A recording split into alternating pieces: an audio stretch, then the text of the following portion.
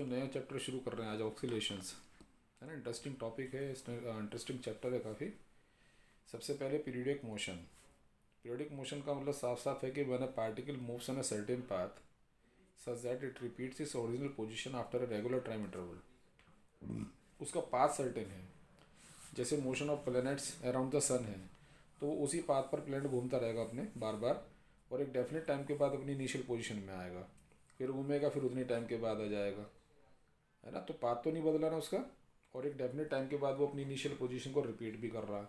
तो इस तरह का मोशन हुआ पीरियडिक मोशन।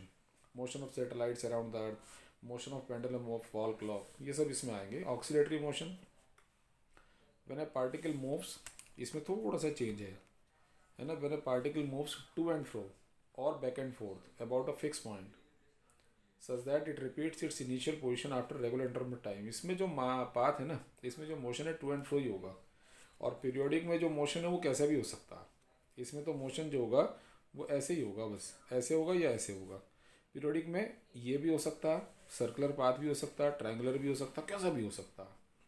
अब इसमें एग्जांपल क्या आ गया, मोशन ऑफ, है ना, strings of musical instruments like sitar, guitar, motion of piston of engine, है ना, ऑफ ऑटोमोबाइल्स हो गए, motion of pendulum of wall clock हो गए, ये इसके एग्जाम्पल में आ जाएंगे।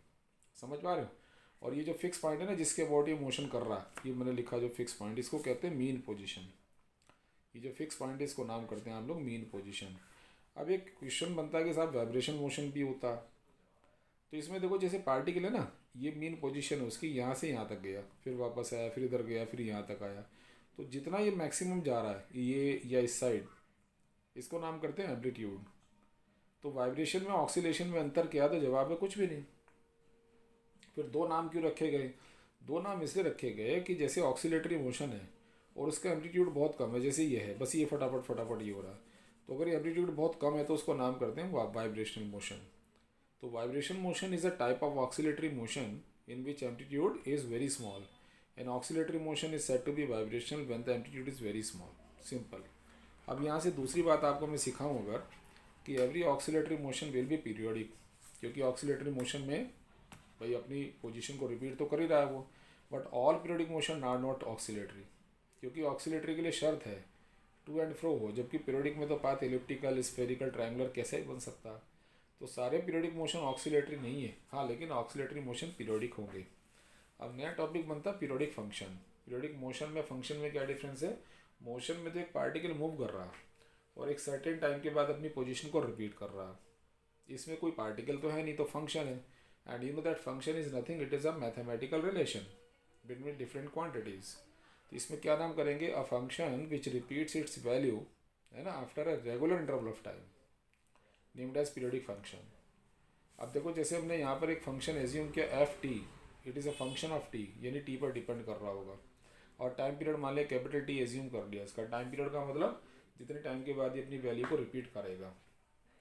तो अगर ये पीरियोडिक है तो हम कह सकते हैं F T is equal to T plus T, यानी इस टाइम में अगर मैं एक टाइम पीरियड ऐड करूँगा तो वैल्यू लोड कर वही आएगी, दो टाइम पीरियड ऐड करूँगा फिर वही आएगी, यानी हर एक टाइम पीरियड के बाद वो इनिशियल वैल्यू पर आएगा। जैसे एग्जांपल से समझो, मान लिया मैंने एफ टी को लिया A sine omega T, time period T दिया, ठीक है, ये इनिशियल वैल्यू हो गई। अब मैं टी प्लस टी पर इसकी वैल्यू निकाल रहा हूँ, देख रहे हो। तो ए साइन ओमेगा ये था ना टी, टी प्लस टी लिख दिया, ओमेगा को अंदर मल्टीप्लाई किया मैंने, और इस ओमेगा के प्लेस पर टू पाई बाई टी लिख दिया, टी से टी उड़ गया, ये टू पाई यहाँ लिखा, ओमेगा टी यहाँ। We know that sine two pi plus theta sine theta होता, तो ये आ गई ये साइन ओमेगा टी।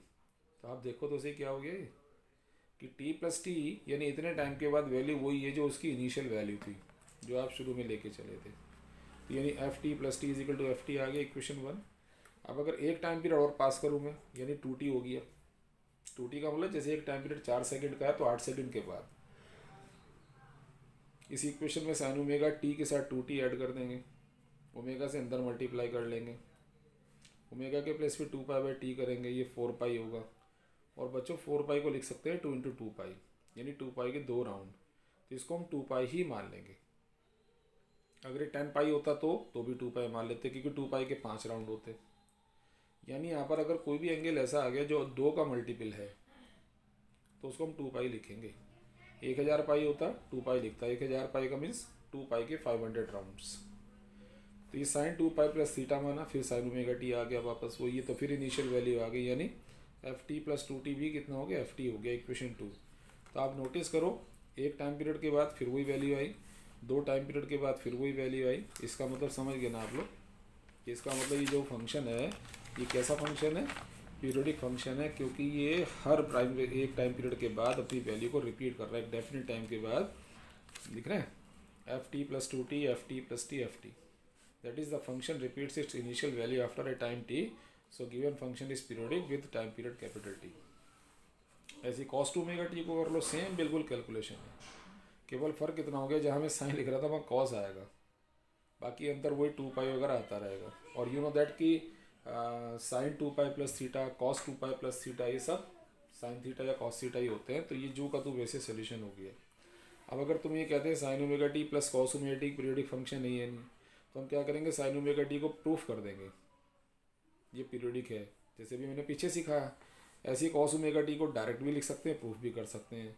जब दोनों को तुम पीरियोडिक प्रूफ कर दोगे तो दोनों का सम जो होगा वो भी पीरियोडिक होगा, ऐसे कह सकते हो आप।